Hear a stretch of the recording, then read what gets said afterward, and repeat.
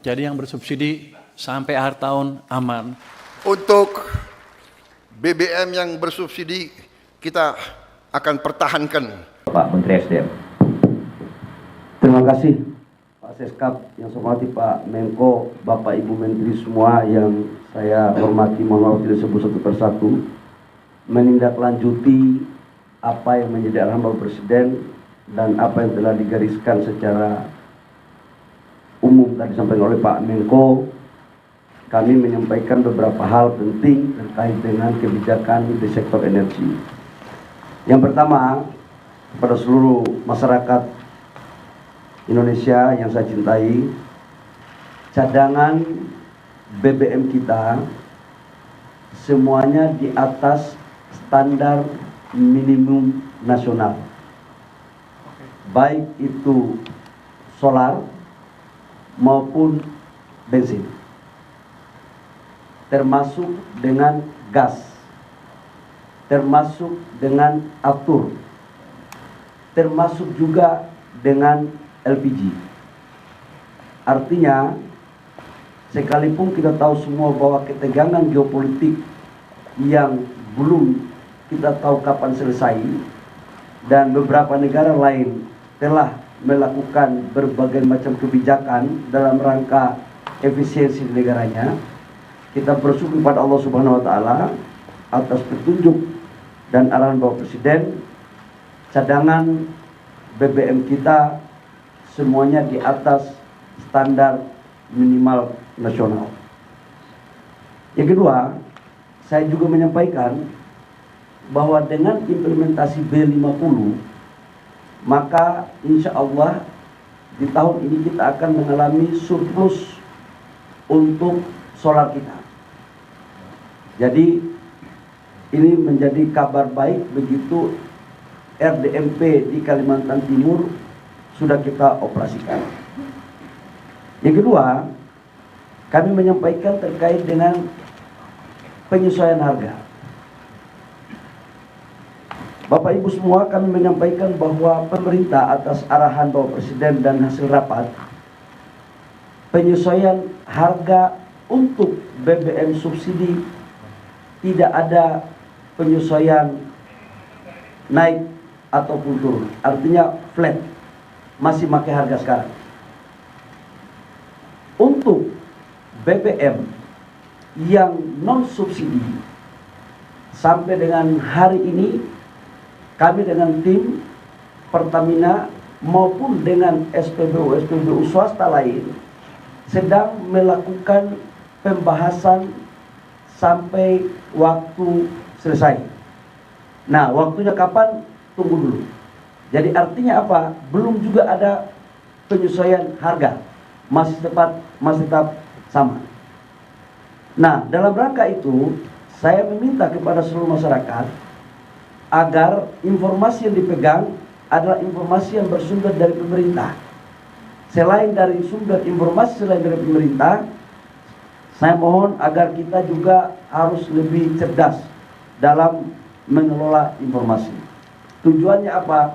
Agar kita tetap stabil. Yang berikut terkait dengan apa yang disampaikan oleh Pak Menko. Nah, ini saya mantan sopir angkot ini, mantan sopir angkot. Nah, saya mengajak kepada semua masyarakat bahwa dalam kondisi seperti ini tidak bisa pemerintah bekerja sendiri. Kita membutuhkan dukungan kerjasama dari masyarakat. Caranya seperti apa? Kita harus melakukan pembelian BBM dengan wajar dan bijak. Dalam pandangan kami sebagai mantan sopir angkot, wajar dan bijak itu kalau isi mobil satu hari 50 liter, itu tangki sudah penuh satu hari. Jadi kita akan mendorong ke sana. Yang tidak terlalu penting-penting, kami mohon agar kita juga bisa lakukan dengan bijak. Terkait dengan urusan BBM Petradex atau solar yang kualitas tinggi, itu juga belum ada penyesuaian harga. Sekali lagi belum ada penyesuaian harga, dan apa yang disampaikan oleh Pak Mensesnek tadi, saya pikir itu sama, tidak kurang dan tidak lebih. Sudah barang tentu dengan dinamika fluktuasi harga dunia yang perkembangannya cepat, maka kami juga akan melakukan kajian-kajian lebih cepat sesuai dengan perkembangan yang ada pada dunia. Saya pikir itu Pak Menko beberapa hal yang penting saya sampaikan. Yang jelas tidak ada penyesuaian harga, terutama masalah subsidi. Apalagi tadi Pak Menko dan Pak Menkyu kan sudah menyiapkan anggaran, bahwa Presiden selalu memperhatikan bahwa kepentingan rakyat dibawa, terutama kepada saudara-saudara kita yang kurang mampu ini harus mendapat atensi lebih dalam rangka bagaimana membuat kebijakan agar semuanya bisa berjalan dengan baik. Demikian, terima kasih. Saya kembalikan kepada Pak Seskap. Assalamualaikum warahmatullahi wabarakatuh. Kita minta bahwa sudah agar dipertimbangkan untuk mengurangi defisit, mengurangi utang dengan cara mengurangi subsidi. Karena mengurangi subsidi berarti menaikkan harga. Dan itu dilakukan di banyak negara. Kenapa? Karena kalau harga murah seperti sekarang, orang tidak cenderung untuk tidak berhemat. Dia akan macet jalan karena murah BBM. Di samping itu subsidi akan meningkat terus. Nah kalau meningkat terus maka utang naik terus. Jadi itulah sebabnya. Memang ada mengatakan jangan dinaikkan. Iya betul, tidak dinaikkan mungkin sementara bagus, tetapi utang akan menumpuk dengan subsidi yang besar. Itu yang paling berbahaya untuk kita semua. Nah, kalau utang semua kita kena. Nah, itu masalah utang. Masalah energi. Tapi kalau Pasti sementara ada protes. Tapi ingat, yang paling banyak memakai BBM, yang punya mobil kan. Yang pro mobil itu pertama dia lebih mampu. Ya kalau naik saja 20-30% itu bagi mereka tentu tidak biasa saja. Kedua, kalau motor tentu bisa diatur. Karena itu ada hubungannya dengan work from home. Supaya tidak perlu work from itu boleh dibilang kita nanti bikin survei. Apa dikerjakan PNS pada saat work from home? Karena work from home itu umumnya administratif. Anda tidak bisa melayani masyarakat di rumahnya kan? Ya kalau karena itu maka 2 hari itu bersamaan, hampir bersamaan. Kalau masyarakat membatasi BBM itu angkutan umum yang harus dipakai lebih banyak. Katakanlah di kantor harus bebas kendaraan, harus semua naik kendaraan umum. Itu bisa daripada tinggal di rumah. Dan tinggal di rumah itu 3 hari. Kalau Anda tinggal di rumah 3 hari kan bosan juga. Mau keluar lagi kan? Kalau keluar lagi pakai mobil lagi. Atau motor. Ya sama aja sebenarnya. Jadi pilihan, ini masalah pilihan. Pengalaman saya 20 tahun. Memang kalau dijelaskan kepada rakyat dengan baik, rakyat akan menerima. 2005, 2014, tidak ada demo. Karena kita jelaskan dengan baik. Apalagi ini masalah eksternal. Eksternal itu artinya bagi kita terpaksa karena dari luar. Jadi saya baru dari beberapa negara ASEAN diundang, ya, untuk bicara, ya.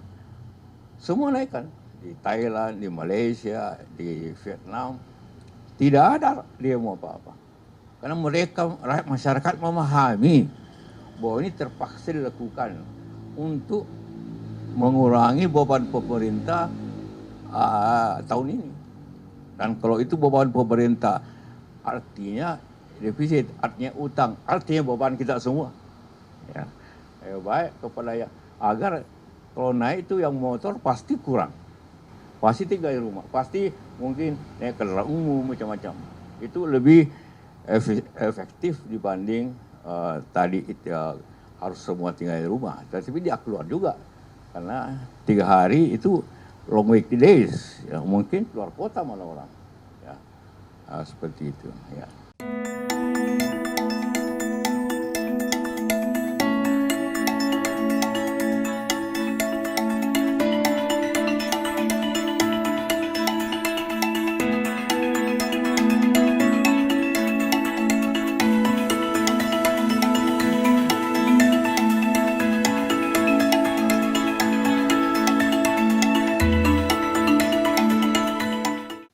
Kalau dengan APBN nggak naik,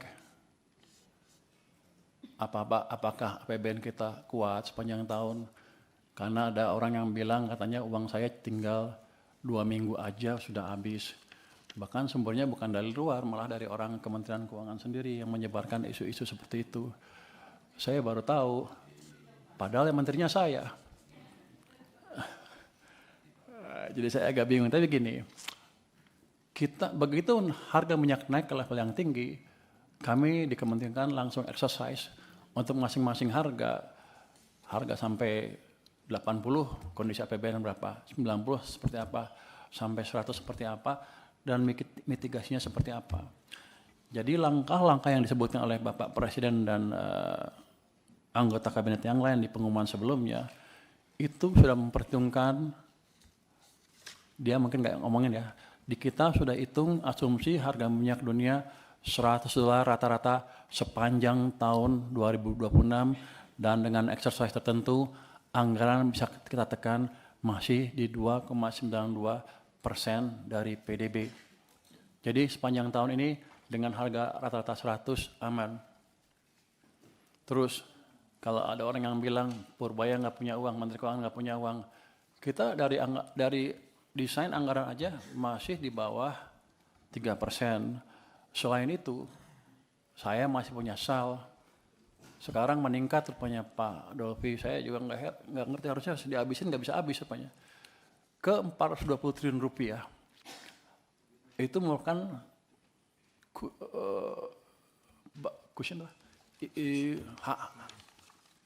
bantalan tersendiri.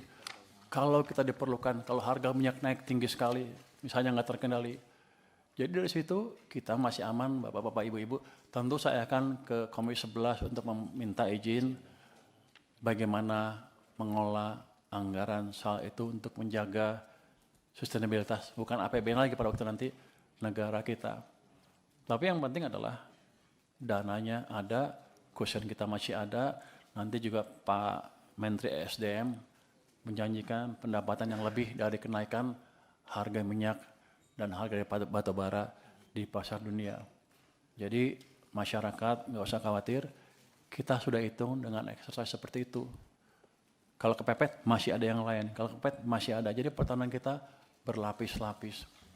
Jadi saya ingin memastikan lagi nih Pak, ini apa yang Bapak sampaikan terakhir ini sangat penting ini untuk diketahui masyarakat Pak. Bahwa exercise harga BBM di 80, 90 dan 100 pun negara sudah siap Pak ya? Sudah siap.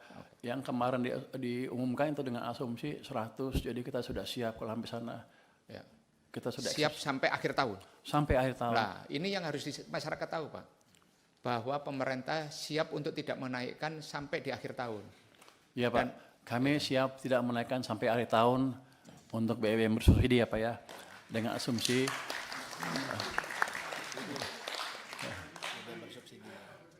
ya, harga minyak $100 per barrel sampai akhir tahun sudah dihitung rata-rata ya, sudah dihitung. Artinya nanti ya tidak ada untuk yang bersubsidi ya. Yang bersubsidi. Kalau yang bersubsidi kan bukan hitungan kita ya, saya nggak ada di anggaran juga. Jadi yang bersubsidi sampai akhir tahun aman. Jadi masyarakat di luar nggak usah ribut, nggak usah takut. Kita sudah hitung Pak. Dan ya, mau jempol Pak? Jempol. Ini kan berkat dukungan Komisi 11 juga saya bisa diskusi terbuka. Jadi yang saya takut itu, kan ada beredar dibilang 2 bulan udah habis, 2 minggu udah habis. Paling bulan Juli naik, nanti bulan Juli ada huru-hara. Padahal kita udah siapkan sampai akhir tahun dengan asumsi rata-rata $100. Artinya nanti ada yang di atas 100 dalam periode tertentu, kita masih kuat. Dengan existing anggaran yang ada. Kalau kepepet, masih ada lagi. Buffer yang saya bilang tadi, bantalan yang saya bilang tadi. Jadi negara kita aman Pak. Saya mohon dukungan aja terus dari Komisi 11 ke depan untuk memastikan kita bisa cukup smooth mengelola anggarannya. Soal dukungan aman Pak. Terima kasih Pak. Sumber-sumber minyak dan gas kita tidak terlalu banyak yang lewat Selat Hormuz. Kita bisa mencari alternatif lain selain kita punya kekuatan dalam negeri yang sangat kuat. Ada periode yang kita harus atasi bersama, tapi saya terima kasih tim saya, menteri-menteri ekonomi saya, handal, terima kasih. Mereka laporkan, Pak, tenang. Untuk BBM yang bersubsidi, kita akan pertahankan untuk rakyat kecil dan rakyat miskin. Kita akan pertahankan untuk 80% rakyat kita. Tapi pada saatnya, yang orang-orang kuat, orang-orang kaya, ya kalau mau pakai bensin yang mahal, ya dia harus bayar harga pasar. Lo udah kaya, minta subsidi lagi. Ya enggak lah. Yang kita bela rakyat miskin. Ya. Saya terima kasih. Dan ini hanya periode tertentu, dan ini juga benar, ini juga baik. Kita tidak boleh jadi bangsa yang terlalu santai. Mari kita koreksi diri kita, ya. Bangsa kita terlalu banyak diberikan oleh Yang Maha Kuasa. Sehingga kita ini, ya kan, kumaha engke, ya kan? Bukan engke kumaha. Kumaha engke. Tenang aja, ya kan? Pak Bahlil bilang aman, jadi tenang. Aman tidak berarti kita tenang-tenang, santai-santai, tidak. Kita bekerja, kita waspada.